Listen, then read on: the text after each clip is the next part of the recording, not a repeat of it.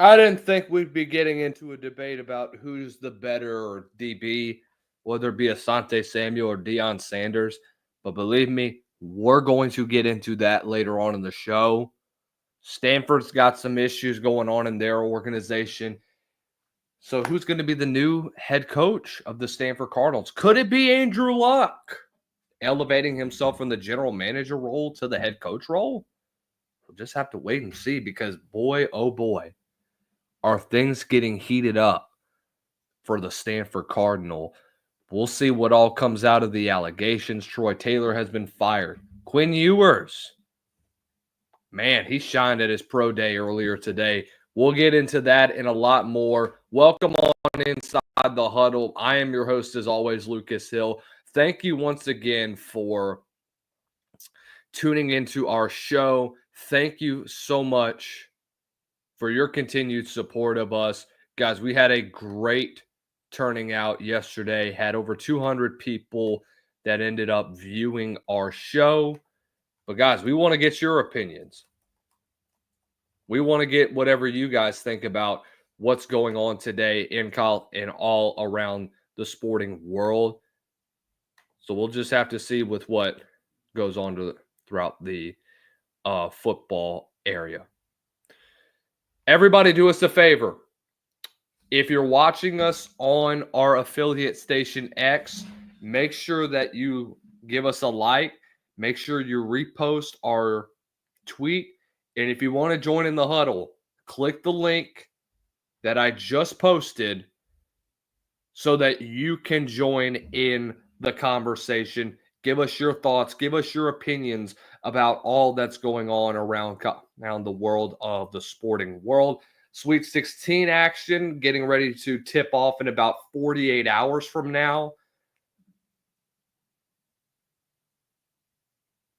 I'm going to be covering a lot of that. Starting to do some early previews on, I want to say Thursday afternoon. At least get a little bit of a show in. You know what I mean, guys. But anyway, there is nothing better than that. So once again, guys, thank you all for joining in. If you're watching us on YouTube, by the way, join in the show. Use that link that I just posted in the YouTube if you want to become part of the show. Join on in. Come be a part of it. Spread your opinion. We want to hear what you guys have to say. Bottom line, guys, we are excited to be with you. Before we get into all of the Asante Samuel, Deion Sanders controversy, let's talk about all that's going on in college football. First of all, let's talk pro days. So Texas just had their pro day earlier today, and Quinn Ewers showcased a lot. Guys, Quinn Ewers came out and absolutely slung the rock around. This is one of the throws that he made with what his skill set has shown so far just throughout today. So this is one throw that got posted.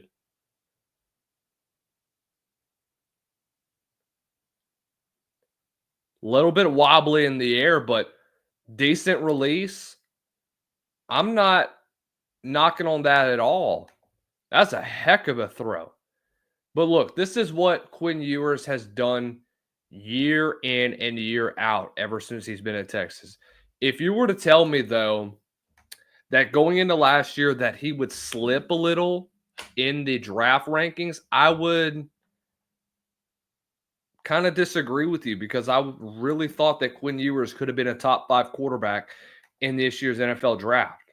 But I don't think anybody really expected for Cam Ward to elevate to the level that he got to this year.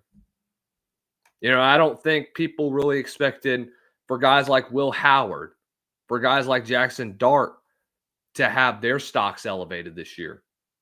But that is the point of where we are in college football, is that it's impressive to see just the amount of talent that comes out of different teams. And boy, is this an unbelievable thing. But I think that is what's so beautiful about college football.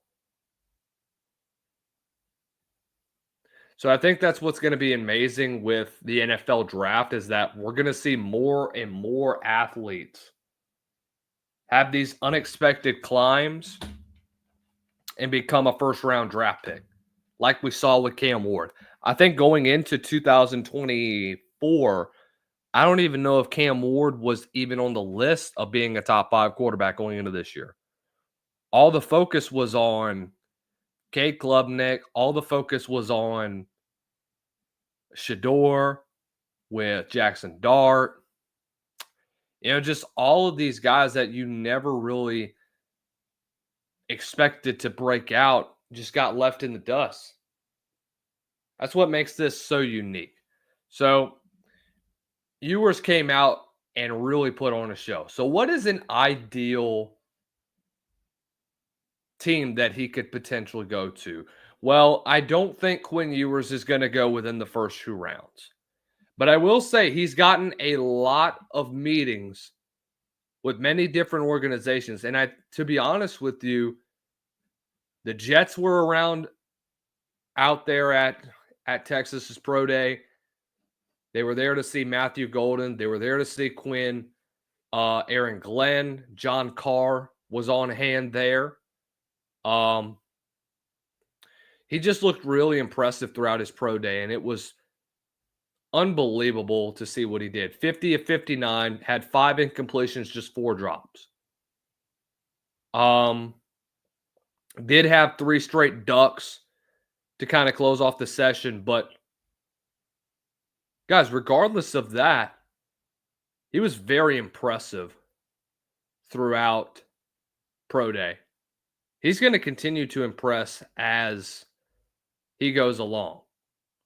I think once you get a couple private workouts with him, I think he can be a capable NFL backup that could come in and make plays. Man, I don't know, man. But yeah, that throw that I just showed you guys, it wasn't pretty, but it shows you the type of talent that he got. If he can get his accuracy to improve during this offseason, preparing for the draft, we're a month away, guys. We're a month away. I think if he can improve in that area, he's got a bright future ahead of him when it comes to his status. And I think it's going to be much better once he gets better. So, again, everybody, from what I'm seeing, they don't like what he's shown. But, again, guys, he really had a very, very solid pro day throughout today. I was impressed by Quinn. So, like I mentioned, what is an ideal team that Quinn Ewers could head out to? And look, we've had a lot of conversations about Quinn Ewers during this offseason. We had a lot to talk about him because initially I thought he was entering the NFL draft. I thought it was a surefire thing that he was going to do it. Or no, not the NFL. I thought he was entering the portal. I thought if he went one more year in college football, he could be fine. I think he'd be a lot better suited off. That obviously didn't happen, which is why he's in the draft. So this is from Tim Rapp, who was there as well. The quarterback looked accurate in his throwing session in front of NFL evaluators. Ewers looks to bolster his draft stock heading into April. I will say, I think New England could be interesting, knowing that they could be potentially trading away Joe Milton. I don't know if they want to stick with him as their backup option behind Drake May. We'll see what that comes down to. I know people, they have him as the number 8 or 9 quarterback in the rankings right now. Mel Kiper has him 9. So it'll probably be a 4th or 5th round pick. Look, bottom line is this, guys. he threw the football really well. I think that his chances of elevating his draft stock are very high. I think a lot of analysts had him going into, I think, probably either a fifth or sixth, and I think he's elevating himself to late third, early fourth round pick. Doesn't surprise me that he gets those opportunities. But again, guys, we don't know just yet. Do I think that there's more to come from him? Absolutely. But I think at the end of the day, guys, I think he'd be better suited off in a backup role. I think that's what it'll be. He'll make a roster. Make no mistake about it. He'll make a roster. Do I think he is going to be, just a borderline steal? He's going to be like Brock Purdy? Probably not. I think that a team like the Jets could take a chance on him as a backup. Maybe learn under Shador. I don't know if they will, but hey, it's a valuable option unless the Jets decide to go in another direction and draft an offensive lineman. He could learn under Justin Fields. I think the Raiders would be likely to take Shador though. I think the Saints are an interesting one, and let me explain why. Is that with the Saints, here's what you're learning under the Kellen Moore offense. You're sticking with Derek Carr for your future. I'm not saying Derek Carr is a bad quarterback. I do know that obviously he's got flaws that he's got to fix. And that all goes back to when he tore his ACL back in, it was either 15 or 16 that he did. But I think if he learns with a good offensive mind like Kellen Moore, he can really succeed at the next level. And I think he can really develop more as a quarterback than what he already has done with Steve Sarkisian's offense. That's where I'm just at with Quinn Ewers at this moment in time. Again, let me reiterate. I'm not saying that Quinn Ewers is going to be a first-round draft pick. I'm not saying he's going to stay in the NFL for a long time. But what I am saying is that he's got a pretty high ceiling. I think if he gets into a good system like the New Orleans Saints, or let's say he goes to the Vikings with Kevin O'Connell's offense, or he goes to, let's say, who's got a veteran quarterback? The Chargers. Anything can happen. I think he can work with any of those offenses. And I think he'd thrive really well in them. I really do. I have a lot of love for Quinn Ewers at the end of the day. He's going to make a big impact. Make no mistake about that. Especially as a backup in the NFL. All right. Let's continue on with some more pro day stuff. The Titans are impressed with Cam Ward. They want a better trade-off. So, according to ESPN up in here, the cost of trading up to the first pick in next month's NFL draft has increased after the Tennessee Titans saw the former Miami quarterback work out this past Monday.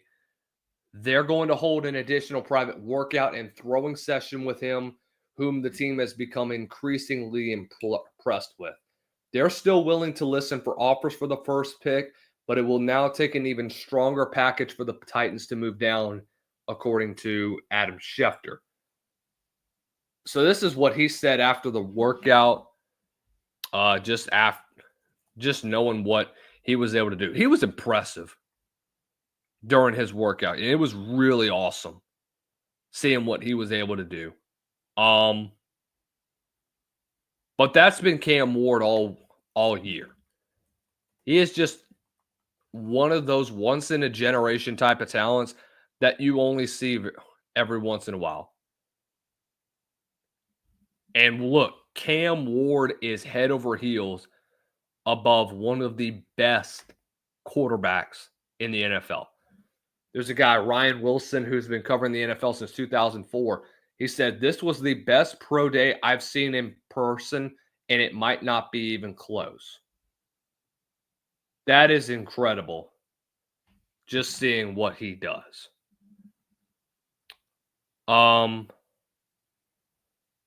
Knowing what he is going to do near the end of the season. So this is what he did in a interview with Cam Wolfe and with Brian Baldinger following his pro day. And I thought this was a solid interview, and I think he's telling nothing but the truth here. And you were just talking about how many pro days you watch going forward. When does it sink in that you were the front-facing member of this draft class, this moment, given all the journey you've had to get here? I never really thought about it, honestly. And I'm just blessed to be in a position for all 32 teams to be here. You know, not only for myself but for my teammates. I've been blessed, and so it hasn't sunk in yet, but I'm excited for the future. I was talking to Sam Brown, during the workout, and everybody makes this out to be a big production. But he's like, we do this after practice every day. Like did it almost feel like that at some point? Like obviously the guys, want to put on a good show, you want to perform, but like, did it feel like this is our routine? Yeah, this was practice for us. That's why you seen like 2 or 3 reloads. We would get it right back, like what we did at practice throughout the season. So if you miss a throw or the receiver doesn't get there, if they don't like how they route was, we getting it back at the end of practice. Yeah, gotta get it right. So that's just always our mindsets are, us as a whole quarterback and receiver room. And I was just surrounded by a great group of guys from JG to Sherpo, Sam, Elijah, Cam. But the script, it was a good script because it was stuff that I did a lot of during the season. So really, I'm just imitating plays I already did in my mind. I'm thinking more of first and second down, third down scenarios. Like that's what has some motions on there. And I'm just going through game time stuff. I'm not really thinking about throwing this specific route and this drop. To me, it's just all game things. There was a throw that you did on the run where you hit a dime and it looked like you turned to the Titans brass, Chad Brinker and Mike Gorzanzi, and said something to him. Yeah. What did you say to him? I said, I'm solidifying it today. You solidified it today. Locking it up. They heard you. They laughed. I made sure they heard me. So I guess off that tip, the Titans obviously have the number one. I'm solidifying it today. He did. He really did. And to be honest with you guys, I don't know if the Titans are going to trade that pick. I've been saying that they are going to do it. Now it just got a lot harder. Now they're going to want more capital. Now they're going to want more revenue if you want to trade back. They said they want a once-in-a-generation type of talent. Cam Ward is that guy. Cam Ward is the guy they have to go with at this point, guys. There's no doubt in my mind how talented Cam Ward is. When you just see what he does on a regular basis, in game and in pro days, it's almost the same motions. That's the type of athlete that he is. He's much more mobile than Shedeur. He's smarter with the football than Shedeur. He doesn't leave the pocket early like Shedeur does. And he just has that mental capacity. I'm not saying Shedeur doesn't. But from what I've seen on the tape, from what I've seen in game, Cam Ward's just got that it factor that unfortunately Shedeur's going to have to do a lot to make it up.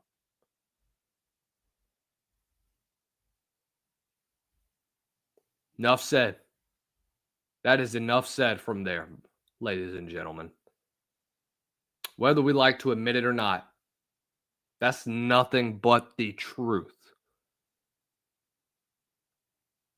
Cam Ward is the most talented quarterback to come out of this draft pick class. He will. look, they're ready to move on from Will Levis. They're ready to move on from Mason Rudolph. They tried to work with Will Levis. It just never worked out in the end. It's time to move on. The Titans are getting a once-in-a-generation player. Everyone thought it was going to be Abdul Carter. No, he's going to probably either go 2 or 3. The bottom line is this, guys. Once-in-a-generation quarterbacks are going to be at this draft class. You got 2 of them, and you got 2 more that are wild cards. We'll talk about those at a later date. Every live show is brought to you by our good friends over at vocalbreaks.com. Going over to vocalbreaks.com and use code LucasHill10 for 10% off of your first purchase.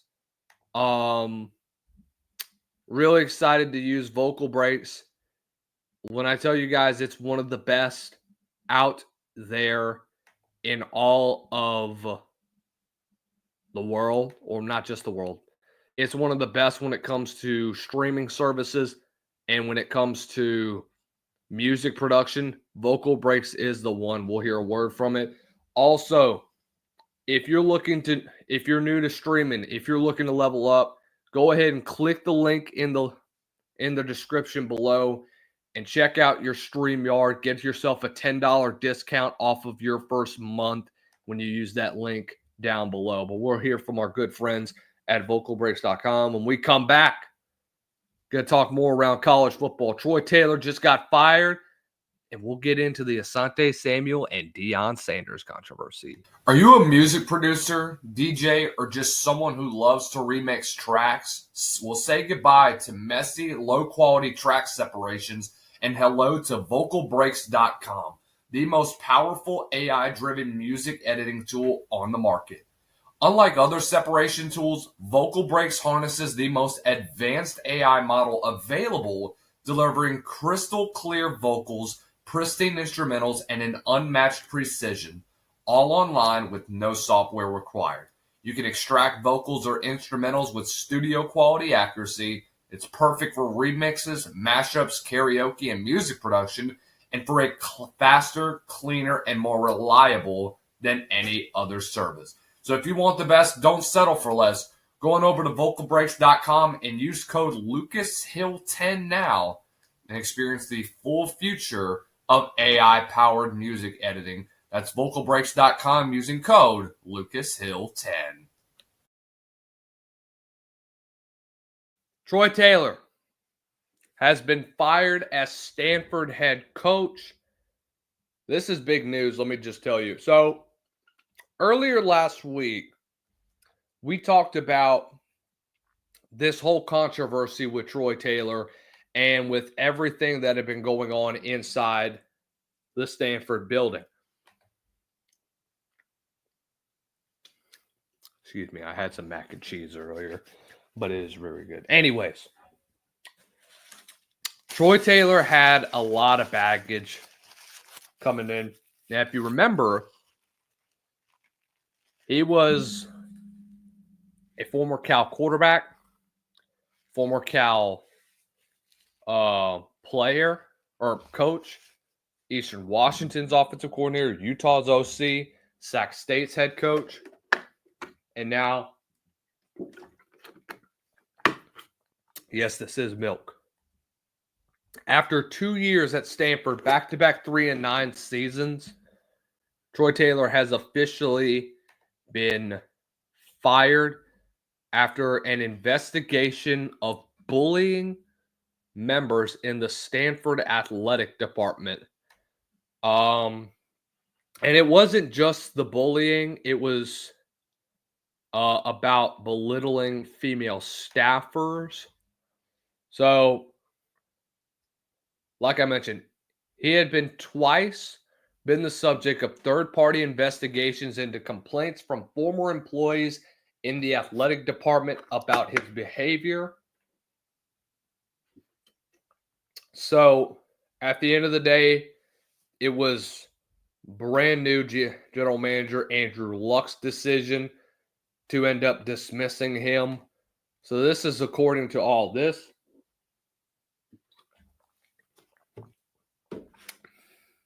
He became his direct superior upon becoming the GM. We'll get to it a little bit. The investigations found Taylor had been inconsistent with the standards of Stanford in his behavior. He initially received a warning letter that he could be let go if the behavior continued before Luck made his decision earlier on Tuesday. Notably, Taylor also received significant disciplinary action after his second investigation, which included a financial penalty and workplace training. So this is what he said earlier. I willingly complied with the investigations, accepted the recommendations that came out of them, and used them as a learning opportunity to grow in leadership and how I interact with others. I look forward to continuing to work collaboratively and collegially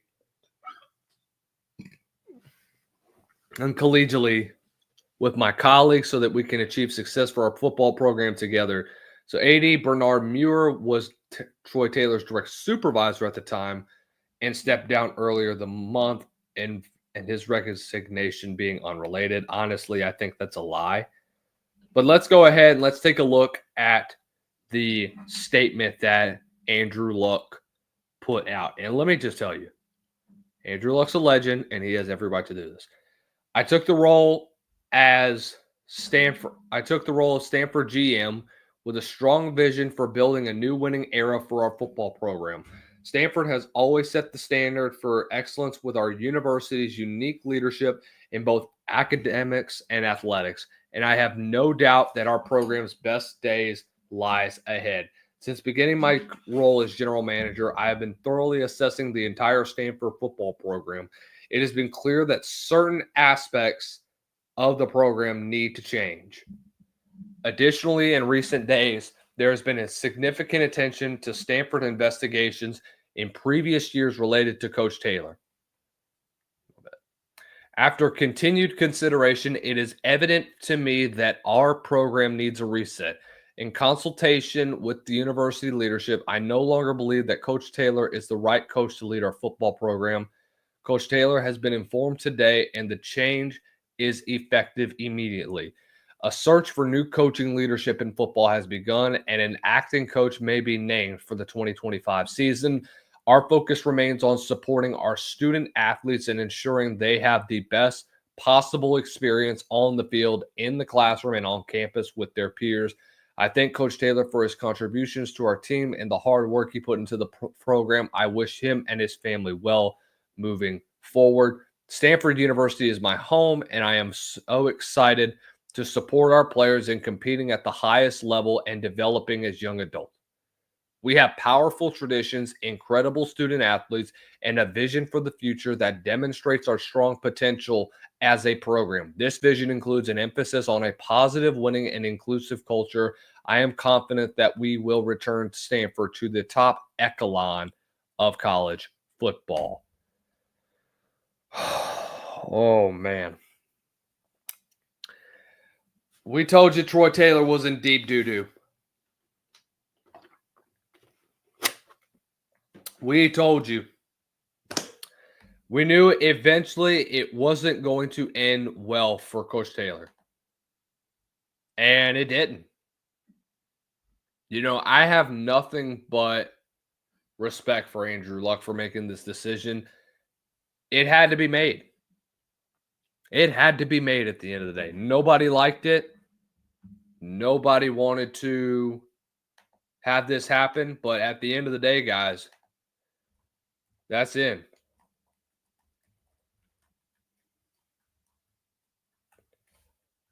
So, want to get your thoughts down below, 225-892-2384. Go ahead and call into that show. Use that hotline if you guys want to be a part of this show. Anyways, let's continue on as we continue. All right. So again, like I mentioned, this has been news that has been running around Stanford for the last week. We talked about it last week, and we talked about how he was the subject about it. But come on, dude. It's 3 strikes and you're out. So according to this, Kate Weaver Patterson of KWP Consulting and Mediation and Mediation, found multiple complaints from female staffers, in particular inappropriately commenting on their appearances.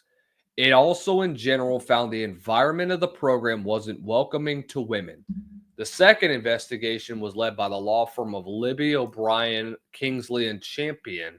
It found Taylor's behavior towards NCAA female compliance toward an NCAA female compliance officer was inappropriate, discriminatory on the basis of her sex. This came when he tried to have her removed from her post after she brought concerns about NCAA violations. Those included illegal practices and player eligibility issues. Oh my gosh. Now this is going to affect the program even worse because of these coming out.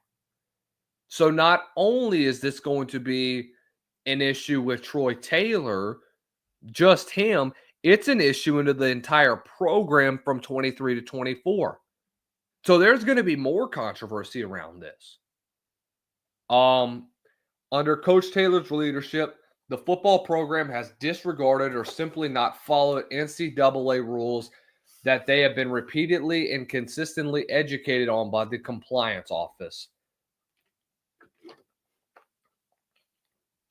And so I think this sucks because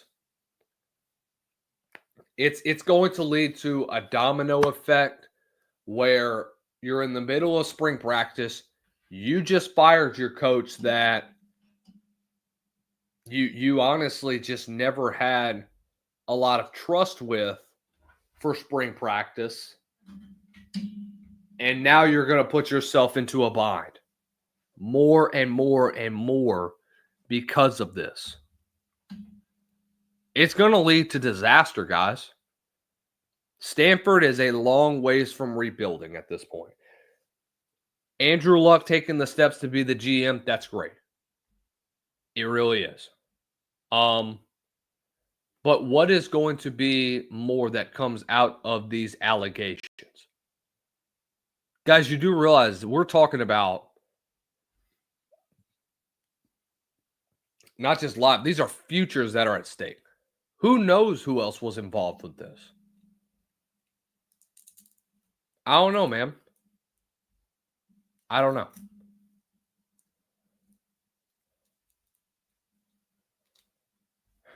So, again, it's a long ways away from what is going to be expected at the end of the day for Stanford, but you got to improve the overall inside of that program. There's a lot that needs to be addressed. It's unbelievable that we're even having this conversation. Asante Samuel has been in the news lately. And dude, it has been incredible. And it is incredible to me to see what has come along with this. And it's really impressive and it's just really interesting to see all this. So let's go ahead and let's talk about all of this. Y'all can call into the show later on.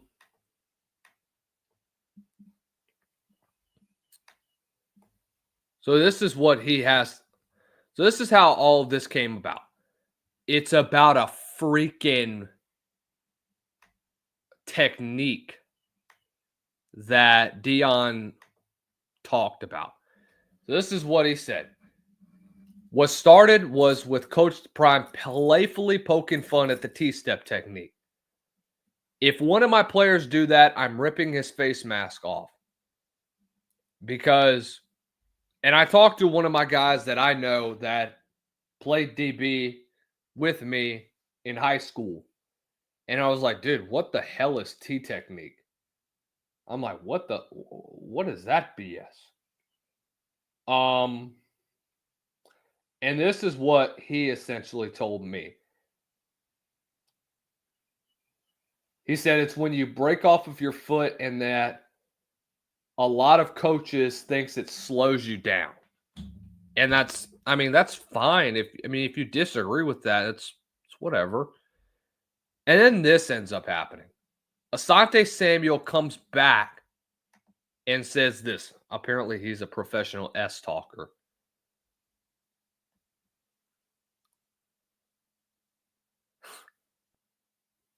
Anyways.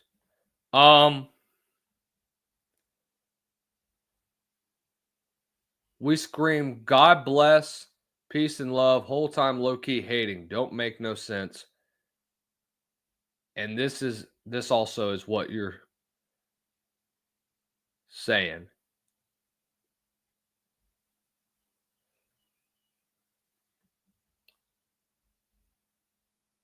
I'm trying to find where it is. Because he talked about this last week. It was really, really insane.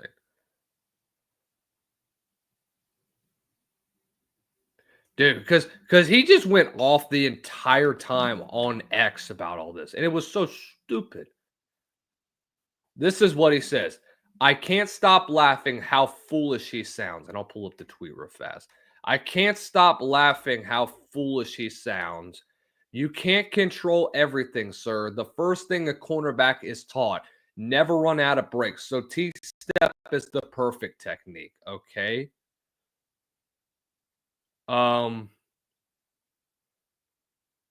Everybody's calling him semi-average. Bro, Asante Samuel was a 4-time Pro Bowler. Shut up. I'm not hammering on Asante Samuel. I'm just saying. Like,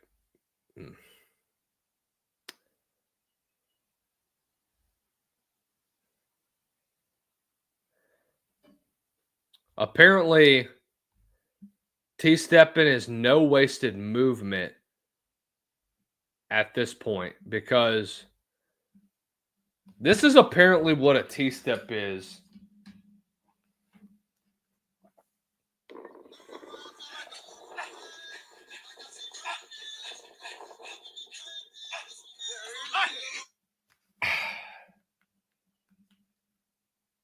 So it's basically T, but with the foot that breaks off it. Again, we're talking about somebody's opinion about this. Deion claps back and says this. So here was. This is so incredible that this is an argument because I don't really know what to think about all of this. Trying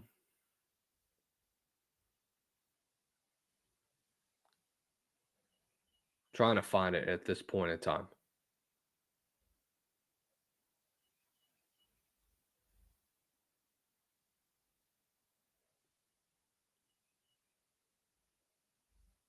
Because Prime posted about this earlier. I don't know if he ended up dropping it or not, but I don't know. Sir, foolish, LOLOL. God bless you, my brother. Tell them what this really is about, sir. You forever taking a shot at the sky. Mickey Andrews is responsible for teaching us what I teach, and it sure seemed like it worked for us. Peace be still. Asante Samuel's been on a tear for the last 4 days on Deion. For his opinion.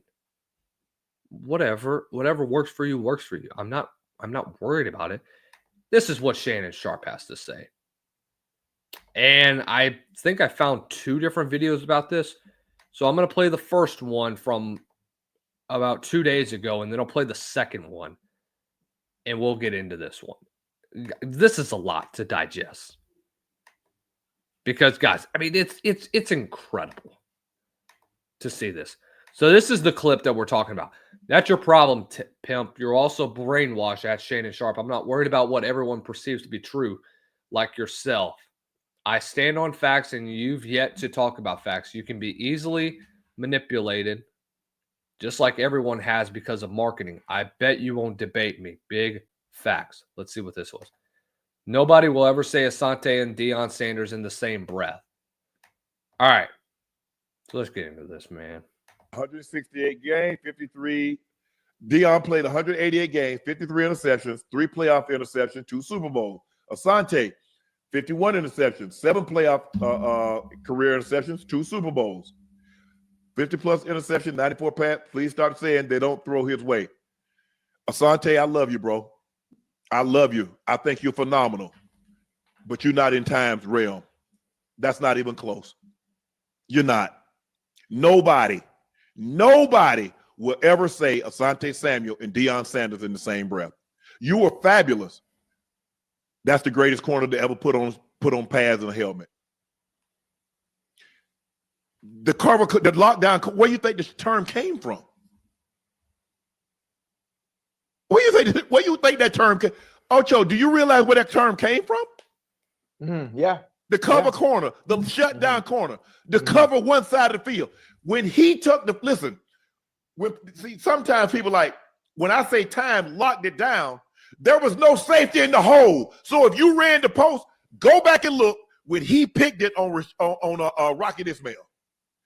He got him man to man. Yeah. They threw a post with nobody in the hole. Yeah. Time ran, jumped over the top of him and picked it. Yeah, I remember that. The ball up and came back this way with it. Asante, you are fabulous.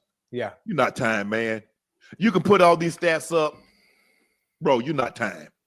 I get it. Your technique, you said the T-step worked for you. Good. Ocho and I are trying to explain what we try to do is we try to eliminate wasted motion. Okay, you felt that the T-step would serve you better than to start the back pedal because everybody is up underneath them and come forward. You felt the T-step gave you that a bigger burst. No problem. Clearly it worked. You were a Pro Bowler. Yeah. You won Super Bowls. You got 50-plus interceptions. Yes, sir. You're just not time, and it's okay. Yeah, I think I like. So that's fine. This is yesterday. And that was fine.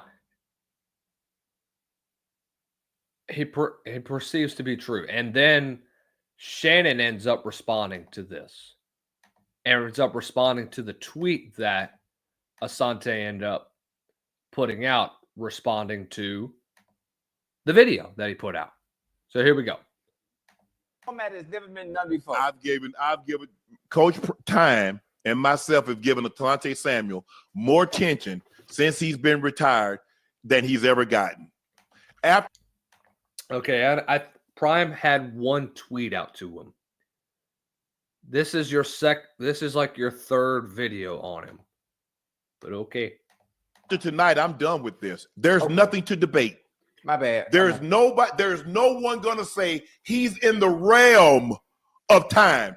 He's in the realm of Darrelle Revis. He's in the realm of Rod Woodson or a Charles Woodson or a Darryl Green or a Mel Blunt.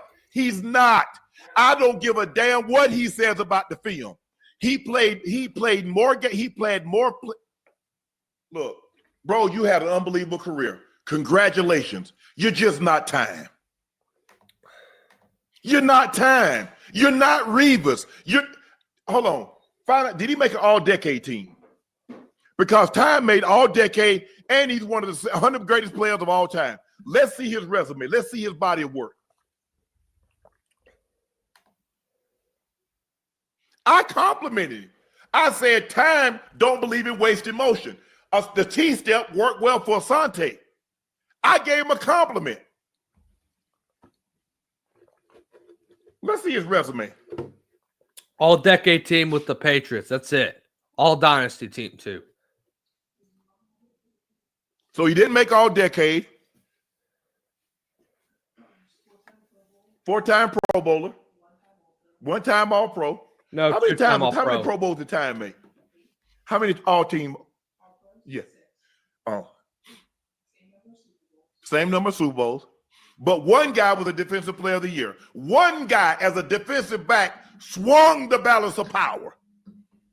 How many DBs can say swung the balance of power? He go to one team to keep the other team from going. He goes to the other team and keep that team from going. Bruh, you had an unbelievable career. You went to a Pro Bowl, you're an All-Pro. You're not Time.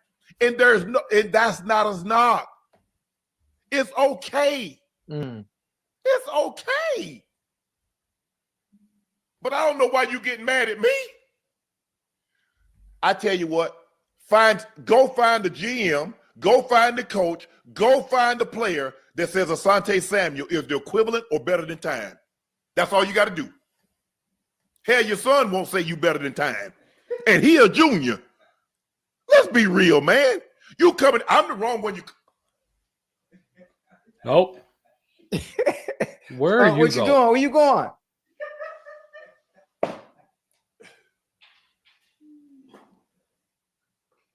I got that. I don't know what you're talking about, bro. I don't know what you're talking about. I complimented you. I said you had an outstanding career. I say the T-step served you well. I just said you weren't Time. That's okay. If somebody says, you know what, Shannon, you had an unbelievable career. Shannon, you went to 8 Pro Bowls. You're a first-team All-Pro. You're an all-decade player. You're in the Hall of Fame. But you ain't Gronk. Okay. You ain't Travis Kelce. Okay. But you ain't going to go no other tight end and be talking about you ain't that. If you want to say Gronk, if you want to say Kelce, Shannon, you not that. I ain't finna fight you. But you ain't going to go no more. You ain't going to go no more. Because when I left, every record that a tight end could have, I had it. Catches, yards, touchdowns, most yards in a game. Did he? So, all of that being said, is that I don't know, dude. There is a lot that needs to be broken down on that.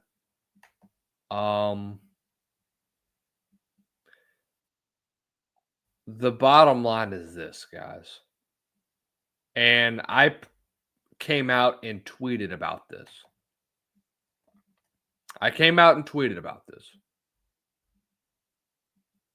Oh, by the way, Asante Samuel responded.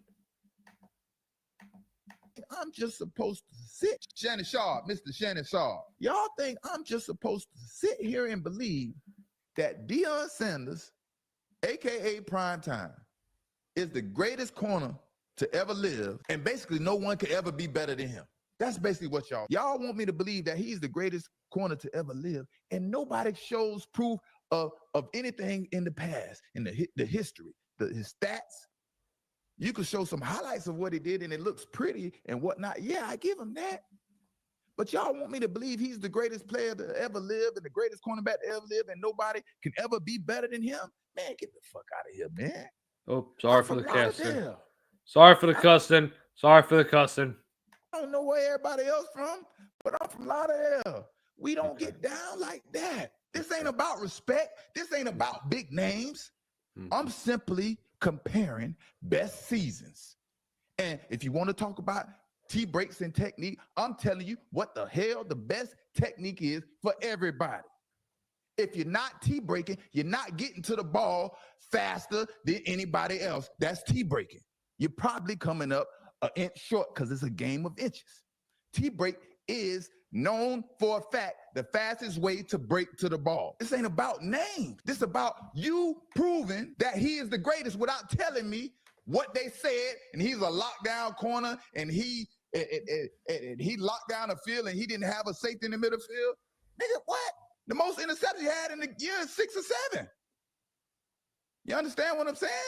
I had 6 or 7 interceptions in a year, 3, 4, 5, 6, 7 damn times. What we talking about here? I'm talking about comparing numbers and comparing stats.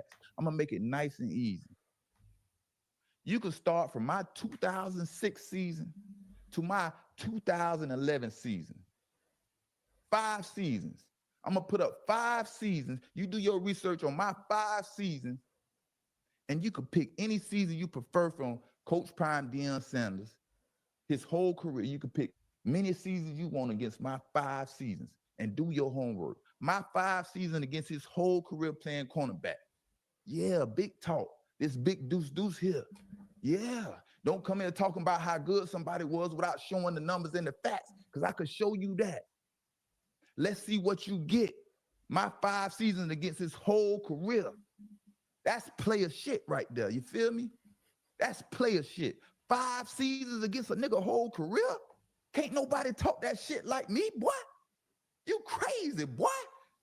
Stop being brainwashed. You are brainwashed. A lot of folks are. And I'm just here to defend myself because I know I was like that. I was like that. I ended games. I changed the momentum of games from the beginning to the end. You feel me? Let's make sure we add the playoffs in this too, because I noticed he didn't have no playoff touchdowns, and I got 4 of them. I got the record. That means a lot. In big games and taking your team to the Super Bowl, I'm picking the ball off and taking it back to the highs. You hear me? And of course, Shannon Sharp, you're going to side with your boy Deion Sanders just out of mutual respect. And we know Deion would get mad at you if you didn't show him that respect. So that's what you have to do, because you can't handle your partner getting mad at you.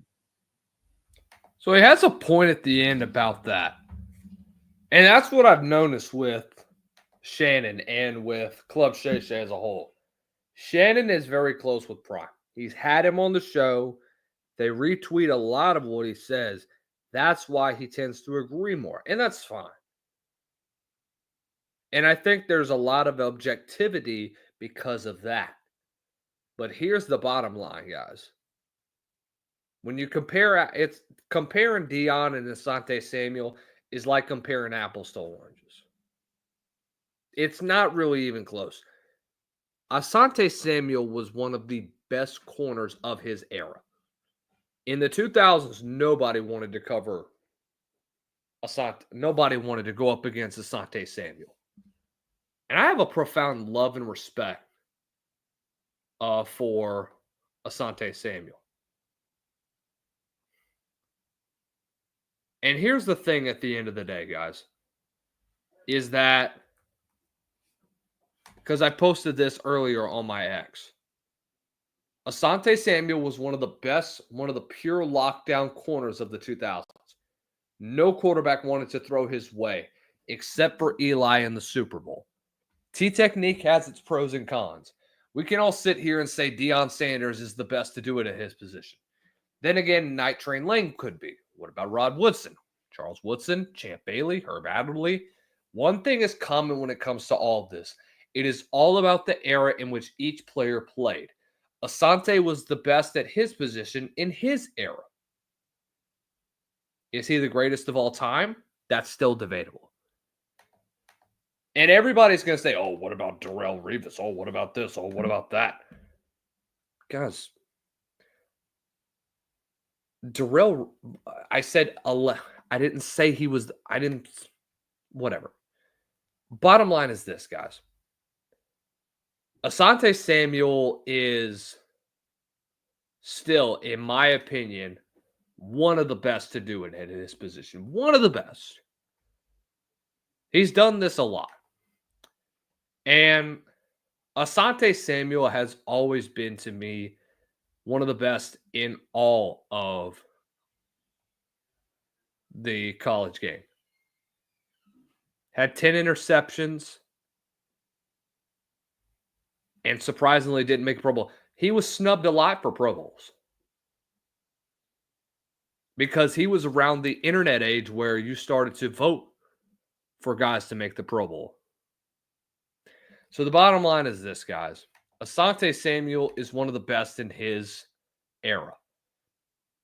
Is he the best of all time? No. Should this have escalated into such a feud? No, it should not have. I thought it was stupid that it's a feud anyways.